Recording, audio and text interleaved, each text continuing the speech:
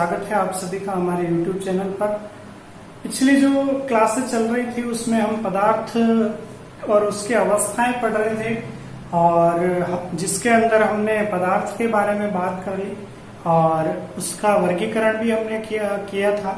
और उसके बाद आज की जो क्लास है उसके अंदर जो मिश्रण हमने बनाए थे उन मिश्रण के घटकों का पृथक्करण जो है वो आज हम पढ़ने जा रहे हैं। तो जैसा कि आपको बोर्ड पे थोड़ा थोड़ा दिखाई दे रहा होगा कि हमने मिश्रण को पृथक करने की विधियां जो है वो टोटल 6 विधियां हैं और उन विधियों के अंदर किस विधि में क्या होता है ये चीज यहाँ पर नोट की हुई है। देख सकते हैं आप, सबसे पहली जो विधि है मिश्रण को पृथक करने की जो विधियां हैं उन विधियों के अंदर जो फर्स्ट विधि है उस विधि का नाम है रवाकरण, जिसे हम क्रिस्टलीकरण भी कहते हैं। अब इस विधि के अंदर होता क्या है, सबसे पहली बात तो यहां हमने टेबल जो बनाई है उसमें एक तरफ हम विधि का नाम ले रहे हैं और दूसरा इस विधि से किसका पृथक्करण किया जा सकेगा वो चीजें हमने इस तरफ एक कॉलम में लिखी है। ठीक है, सबसे पहला रवाकरण या क्रिस्टलीकरण विधि। अब इस क्रिस्टलीकरण विधि के अंदर अकार्बनिक ठोसों का मिश्रण जो होगा उसका पृथक्करण किया जाएगा। ठीक है, जो आपको याद कर रखना है वो केवल यही चीजें याद रखनी है, बाकी किस विधि में क्या होता है वो चीज हम यहाँ पे देख रहे हैं। पहली विधि थी रवाकरण क्रिस्टलीकरण। इस विधि के अंदर अकार्बनिक ठोसों का मिश्रण जो होगा उसका पृथक्करण किया जाएगा। अब इस विधि में होता क्या है, सिंपल सा ऐसे देखिए, आपके पास कोई ठोसों का मिश्रण है, ठीक है, जैसे ये ठोसों का मिश्रण है। अब इस मिश्रण को क्या किया जाता है, किसी विलायक के अंदर, मतलब ऐसा विलायक लिया जाता है जिसमें इसके घटक जो है वो घुल जाए। अब इस विलायक के अंदर हमने इसको घोल दिया, ठीक है, घोलने के बाद में ये क्या बन गया, विलयन बन गया। ठीक है, अब जब ये विलयन बन गया है तो इस विलयन को क्या किया जाता है, गर्म किया जाता है। ठीक है, ताकि ये अच्छे से और भी घुल जाए। गर्म करने के बाद इस विलयन को छलनी की हेल्प से या फिल्टर की हेल्प से छान लिया जाता है।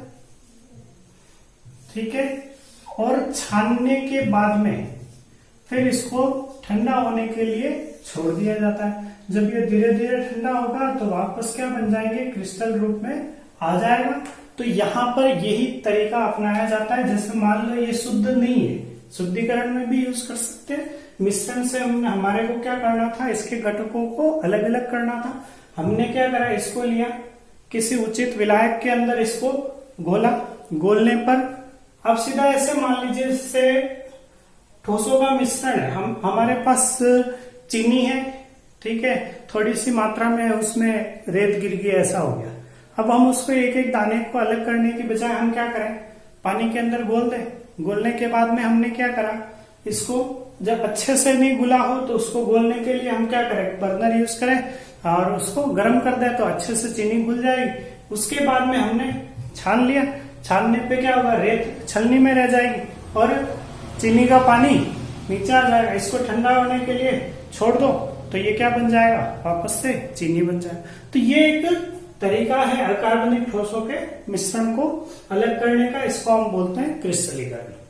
ठीक है, अब यहाँ पे एग्जाम्पल के बेस पे कभी कभी पूछा जाता है, वो एग्जाम्पल ये है कि इस विधि से किसका पृथक्करण किया जा सकता है। तो इस विधि के अंदर हम शर्करा और नमक का मिश्रण जो होता है उसका पृथक्करण इस विधि से हम कर सकते हैं। ठीक है, विलायक जो लिया जाएगा यहाँ पे वो विलायक लिया जाता है मिथिल एल्कोहल। ठीक है, इस मिश्रण के मतलब इस विलायक की सहायता से इसमें हम घोल देते हैं। घोलने के बाद इस मिश्रण का पृथक्करण किया जा सकता है। ठीक है, नेक्स्ट जो विधि है वो है आसवन। अब आसवन जो विधि है उसमें द्रवों का मिश्रण लिया जाएगा, मतलब द्रवों के मिश्रण को पृथक करने की विधि है, लेकिन इसके अंदर जो द्रव लिए जाएंगे उनके क्वथनांक जो होंगे उनमें अंतर अधिक होना चाहिए। अब इसमें कैसे क्या किया जाएगा, तो सिंपल सा ऐसे है, जो भी द्रव होंगे हमारे पास, ठीक है, अब द्रव हमारे पास इसमें मिक्स है, जैसे मान लिया हमने। अब अगर इनके क्वथनांकों में अंतर अधिक है तो हमने जैसे ही यहां पर इसको गर्म करने की कोशिश करी, गर्म करने पे क्या होगा, ये किस में बदलेगा, वाष्प में बदलेगा या भाप में बदलेगा। वाष्प में जब बदलता है तो इस वाष्प को क्या करना जाता है, इकट्ठा किया जाता है और ठंडा करके वापस दूसरे में कलेक्ट कर लेते हैं। सिंपल सा ये विधि है, आप ऐसे ही याद रखें, ठीक है। डायग्राम बहुत अच्छे नहीं बनाता हूं मैं, लेकिन फिर भी ऐसा है कि यहाँ बर्नर लिया हमने, इसको हम गर्म करेंगे। गर्म करेंगे, सीधी सी बात है, इसमें मान लेते हैं कि हम 2 द्रव है इसमें, ठीक है। अगर 2 द्रव है तो उन 2 द्रवों में से क्वथनांकों में अंतर है कि नहीं, अंतर अधिक है। अब अंतर अधिक है तो ऐसे टाइम में क्या होगा, जिसका क्वथनांक कम होगा वो क्या हो जाएगा, थोड़ा सा तापमान मिलते ही क्या हो जाएगा, वाष्प में बदल जाएगा। उस वाष्प को अगर ठंडी करके इकट्ठा कर लो,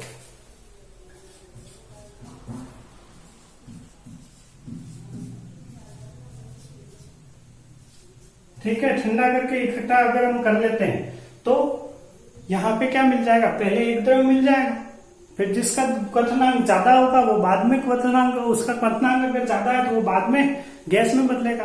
तो इस तरीके से हमने क्या कर दिया, दोनों द्रवों को अलग अलग कर लिया। पहले जो गैस बन गया उसको पहले कलेक्ट कर लो, जो बाद में गैस बनेगा उसको बाद में इकट्ठा कर लो।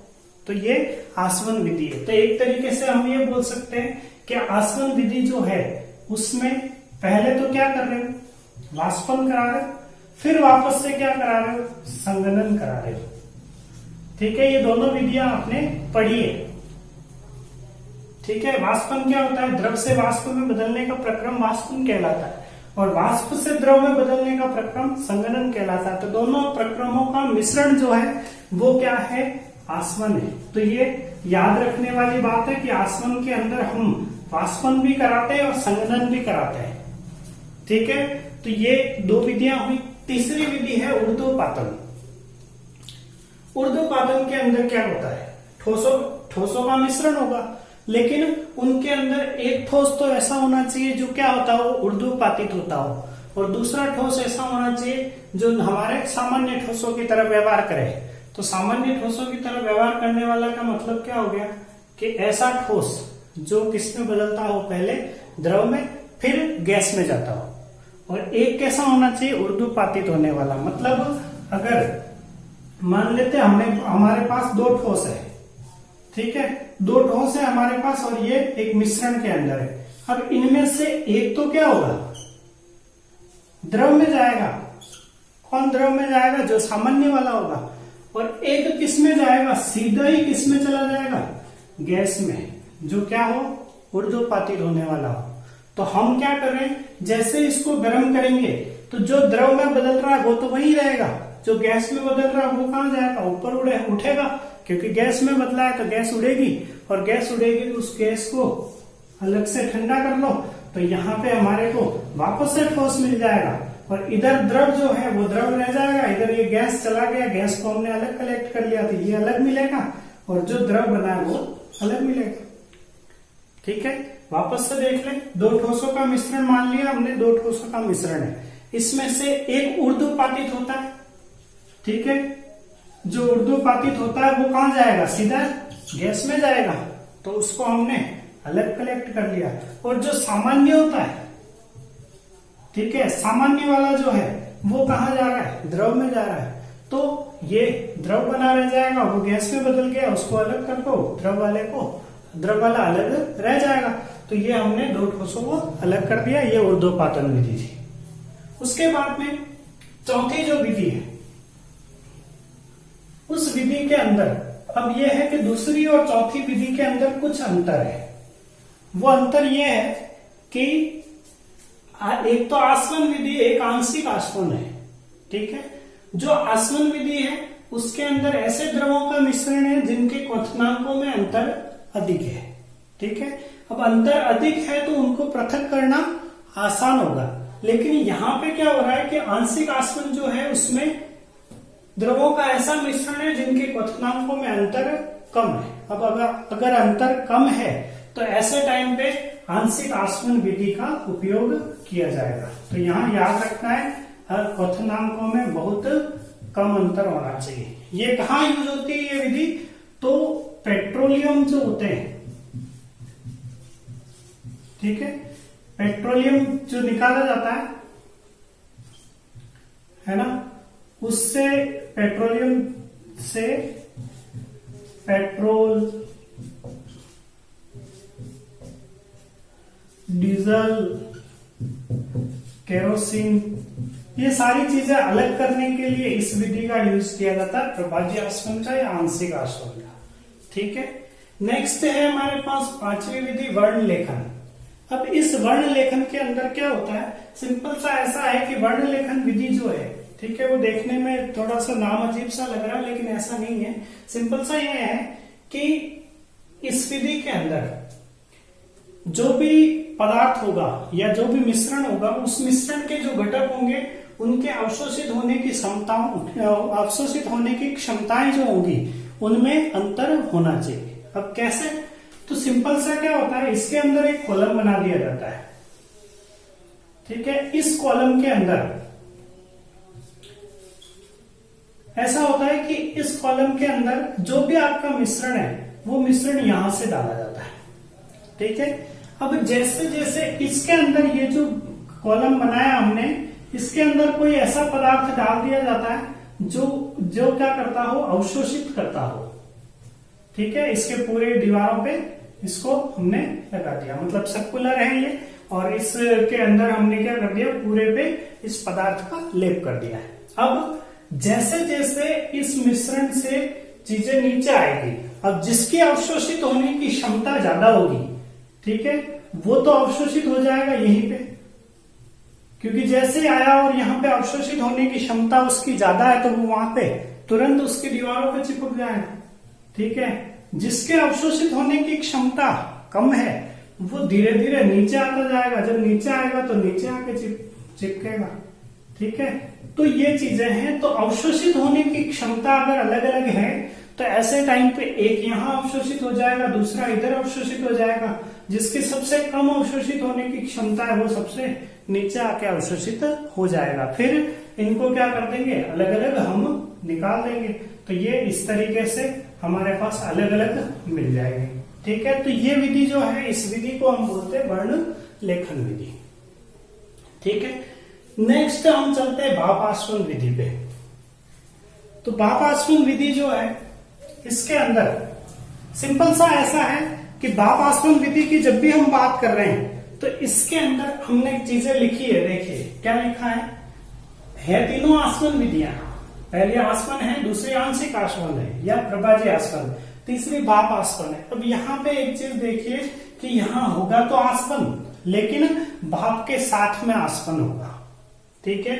तो यहाँ पे सीधा सा यह है कि मिश्रण के जो घटक होने चाहिए वो जल में अघुलनशील होने चाहिए, मतलब जल में घुलते नहीं हो। भाप में घुलनशील होने चाहिए, भाप में घुलने चाहिए, ठीक है। और ऐसे होने चाहिए जिनका क्वथनांक पे क्या हो जाता हो, अपघटन हो जाता हो, मतलब क्वथनांक पे टूट जाते हो। इस तरीके के जो सब पदार्थ होंगे या इस तरह के मिश्रण के ऐसे घटक होंगे, तभी इस विधि से, भाप आसवन विधि से हम क्या कर सकते हैं, पृथक्करण कर सकते हैं। इसके उदाहरणों में एक तो एसीटोन आ जाएगा आपके पास, ठीक है, एसीटोन, और दूसरा है आपके पास मेथिल एल्कोहल, ठीक है। यहां आप कंफ्यूज ना हो, मेथिल अल्कोहल जो है वो जल में अघुलनशील है, जल में घुलता नहीं है, लेकिन अगर इसी की जगह एथिल अल्कोहल होता तो वो जल में घुल जाता था, ठीक है। इसी के साथ में दो चार चीजें, तो कुछ टॉपिक हमारे जो बच गए थे वो वाले टॉपिक आज लेने की कोशिश करूंगा। सिंपल सा ये था कि हमने पदार्थ की अवस्था परिवर्तन पिछली क्लास में पढ़ा है, ठीक है। इसका आप चाहें तो स्क्रीनशॉट ले लें।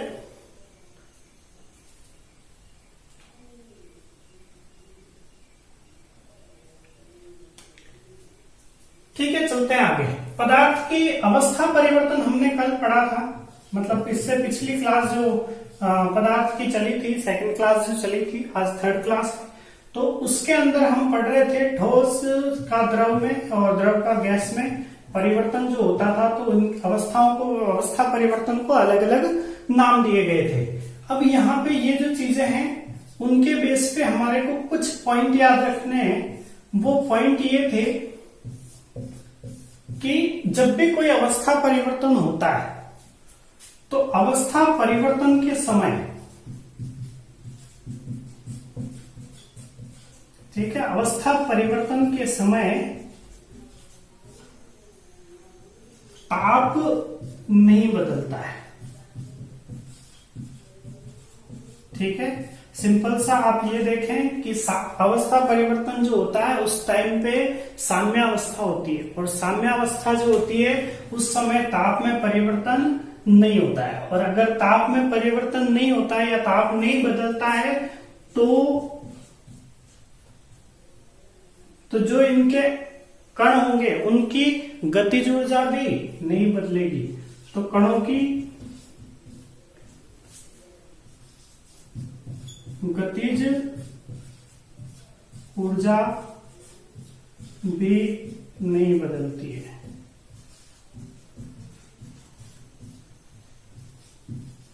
ठीक है, अब किसी को डाउट आया कि सर अवस्था परिवर्तन के समय ताप भी नहीं बदल रहा है, कणों की गतिज ऊर्जा भी नहीं बदल रही है, तो फिर बदल क्या रहा है? तो सिंपल सा याद रखना है, जो आंतरिक ऊर्जा होती है, कणों की आंतरिक ऊर्जा में परिवर्तन होता है, मतलब आंतरिक ऊर्जा बदलती है, में परिवर्तन होता है। ठीक है, तो ये चीजें आपको पूछी जा सकती है कथन और कारण वाले में, या फिर आपको ऐसे पूछ ले कि निम्न में से कौन सा कथन सही है या गलत है। ठीक है, तो वो लिखेगा अवस्था परिवर्तन के समय, फिर आपको ऑप्शन दे दे, ताप नहीं बदलता है, कणों की गतिज ऊर्जा नहीं बदलती है, आंतरिक ऊर्जा नहीं बदलती है, या फिर आंतरिक ऊर्जा बदलती है। तो इसमें आपको सही या गलत पूछ सकता है। नेक्स्ट हमारे पास कुछ परिभाषाएं हैं, जैसे एक तो है गलनांक। क्या होता है गलनांक? तो सीधा सा आपको ये याद रखना है कि गलनांक वह तापमान होता है जिस पर कोई ठोस द्रव में बदलता है। ठीक है, तो ठोस का द्रव में बदलने पे जो तापमान होता है वो गलनांक होता है। और एक आता है हमारे पास हिमांक। ठीक है, तो यहां सीधा सा लिख सकते हैं वह निश्चित ताप जिस पर कोई ठोस द्रव में बदलता है।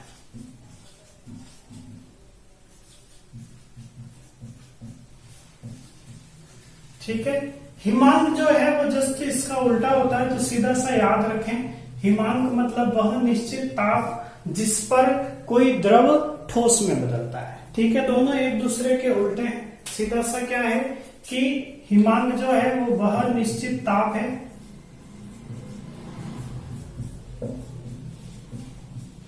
जिस पर कोई द्रव ठोस में बदलता है।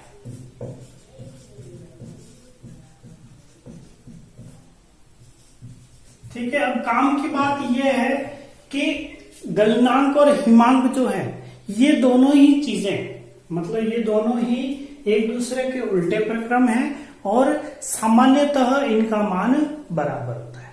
ठीक है, तो सामान्यतः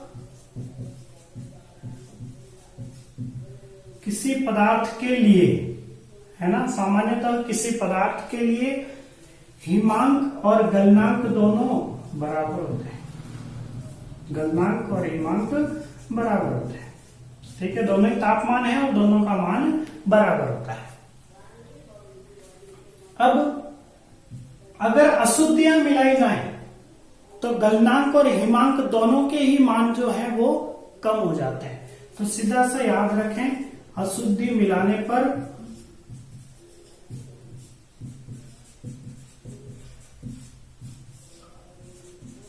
इनके मान घटते हैं।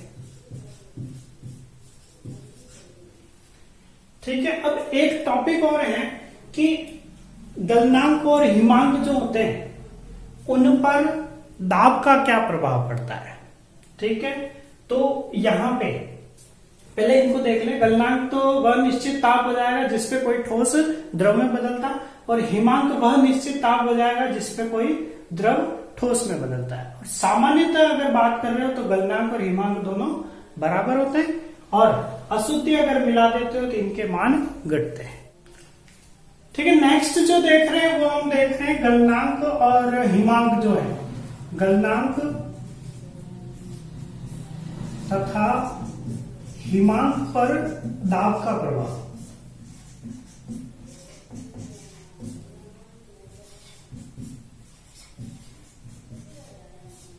ठीक है, दाब का प्रभाव कैसे होगा। दाब का प्रभाव दो तरीके से हो सकता है। ठीक है, तो अलग अलग पदार्थों पे अलग अलग तरीके से होता है। तो ऐसा है कि पदार्थ जो है वो दो तरीके के होते हैं। ठीक है, तो ऐसे पदार्थ जिनका आयतन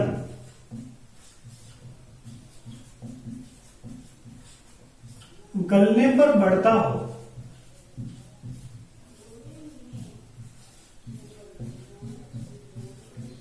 ठीक है, ऐसा पदार्थ जिनका आयतन गलने पर बढ़ता हो उनके लिए तो क्या हो जाएगा, अगर हम दाब बढ़ाते हैं, ठीक है, दाब बढ़ा रहे हैं, तो फिर यहां पे ये होगा कि गलनांक और हिमांक भी बढ़ जाएंगे।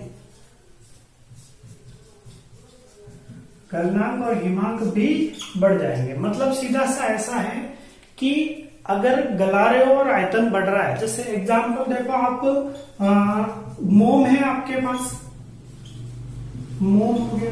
ठीक है, मोम जो होता है उसको आप देखा करो, जब ठोस अवस्था में होता है और जैसे जैसे वो पिघलता है तो पिघलने पे उसका आयतन जो है वो बढ़ जाता है, और पिघलने पे अगर आयतन बढ़ रहा है तो ऐसे पदार्थों के लिए अगर आप दाब बढ़ाते हो तो उसका गलनांक और हिमांक भी बढ़ जाएगा। और कुछ पदार्थ ऐसे होते हैं, ठीक है, ऐसे पदार्थ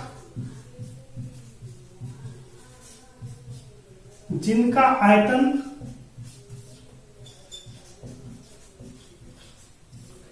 गलने पर घटता हो।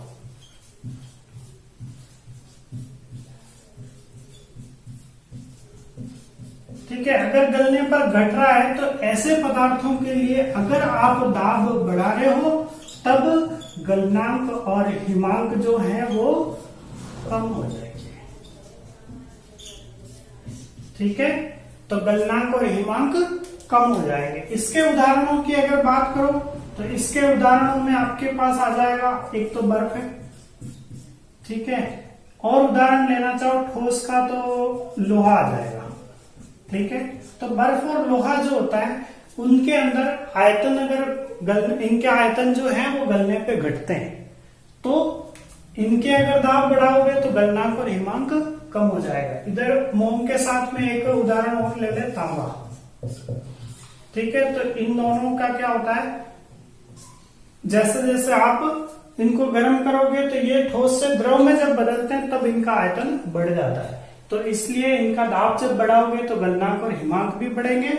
इधर अगर आयतन कम हो रहा है तो गलनांक हिमांक भी कम होगा। आप सीधा ऐसे याद रख लें, आयतन के साथ डिपेंड है, ऐसे देख लें आप, आयतन बढ़ता है तो गलनांक हिमांक बढ़ता है। दाब को आप फिक्स रखें, दाब बढ़ाना ही है आपको फिक्स है।